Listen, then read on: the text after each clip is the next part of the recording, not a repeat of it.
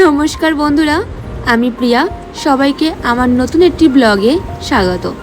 আজকে আমার মনটা একটু বেশি ফুরফুরে, তার রিজনটা আছে, সেটা পরে বলবো। তার আগে বলে দিই যে দিনটা ছিল বৃহস্পতিবার, আর মাঝখানে আমি অনেক দিন ভিডিও দিতে পারি না, অনেক দিন পর পর ভিডিও আসে, এই জন্য হয়তো অনেকে আমার মনেও নেই, কিন্তু সবাই আমাকে একটু সাপোর্ট করবেন। এই এত কিছু দেখছেন যে আমাদের লাগেজ টাগেজ প্যাক করা, আমি রেডি হচ্ছি, সবটাই কিন্তু একটা রিজনে।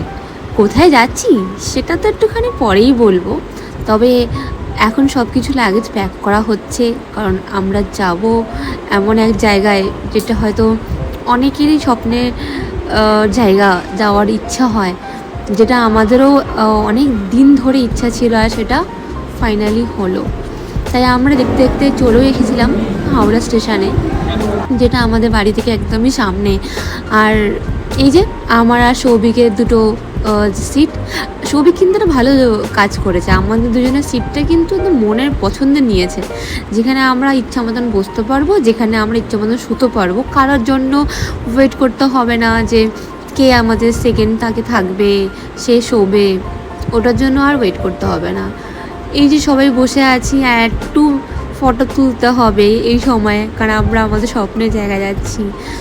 তাই এই ছোটো ছোটো জিনিসগুলোকে, মোমেন্টগুলোকে ক্যাপচার করা, ভিডিও করে রাখা, প্রত্যেকটা মোমেন্টকে এনজয় করে অনুভব করা, এটা বেশ আলাদা রকমই। তবে বলে রাখি, রাজধানী মানে বুঝতেই পারছেন যে আমরা দিল্লি যাচ্ছি। এই রাজধানী ট্রেনে কিন্তু আমি ফার্স্ট টাইম উঠলাম, কারণ আমি দিল্লিও ফার্স্ট টাইমই যাচ্ছি। আর শুধু দিল্লি নয়, দিল্লি থেকে আমরা যাব এক জায়গায়, তো সেটা নিশ্চয়ই আন্দাজ একটু একটু হয়তো করতে পারবেন, কারণ আমরা এরপর হরিদ্বার যাব। মানে আজকে আমরা দিল্লিতে উঠেছি, আর দিল্লি থেকে আমরা তারপরে হরিদ্বার যাব। আমাদের সন্ধ্যাবেলার টিফিন দিয়েছিল, অনেক কিছুই দিয়েছিল, যেটা আপনারা দেখতেই পাচ্ছেন। তো সেগুলো শুধু দেখানো, আর বেশ মজা করছিলাম আমি আর সৌভিক দুজনে, অনেক গল্প, অনেক মজা, আর প্লাস হচ্ছে এক্সাইটমেন্ট।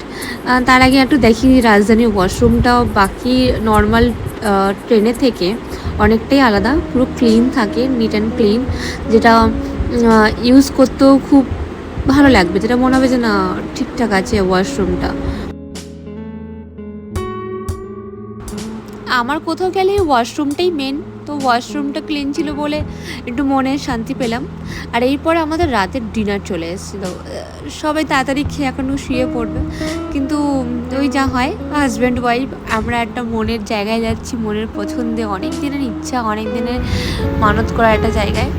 তো ওই জন্য আমাদের রাতে এক্সাইটমেন্টটা ঘুমিয়ে আসেনি, আমরা কিন্তু অনেকক্ষণ বসে রাত 12টার মতন বসে আমরা গল্প করছিলাম, আমরা প্রত্যেকটা জায়গাকে অনুভব করছিলাম, নিজেদের এক্সাইটমেন্টগুলো, যে আমরা ফাইনালি যেতে পারছি অনেক দিন পর। একটা যে সুন্দর স্বপ্ন ছিল আমাদের যে যাব, সেটা এই যে দেখুন, আমি কিন্তু এখনও জেগে আছি, তখন প্রায় 1টা বেজে গেছিলো।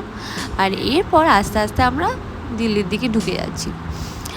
তবে বলেই দিই আমরা যাচ্ছি কোথায়। আমরা এরপর দিল্লি থেকে হরিদ্বার যাব, কিন্তু হরিদ্বারে আমি আর সৌভিক স্টে করব না, আমি আর সৌভিক বেরিয়ে পড়বো কেদারনাথের উদ্দেশ্যে। আমি আর সৌভিক কেদারনাথ যাচ্ছি, আর আমি আর সৌভিক কেদারনাথের উদ্দেশ্যেই বেরিয়ে পড়বো। কিন্তু সৌভিকের বাবা মা, মানে আমার শ্বশুর শাশুড়ি কিন্তু থেকেই যাবে হরিদ্বারে, ওরা স্টে করবে। আজকে এখানেই ব্লগটা শেষ করছি, সবাই খুব ভালো থাকবেন। এরপর আমরা দিল্লি স্টেশনে পৌঁছে গিয়েছিলাম, দেখা হবে নতুন একটি ব্লগে।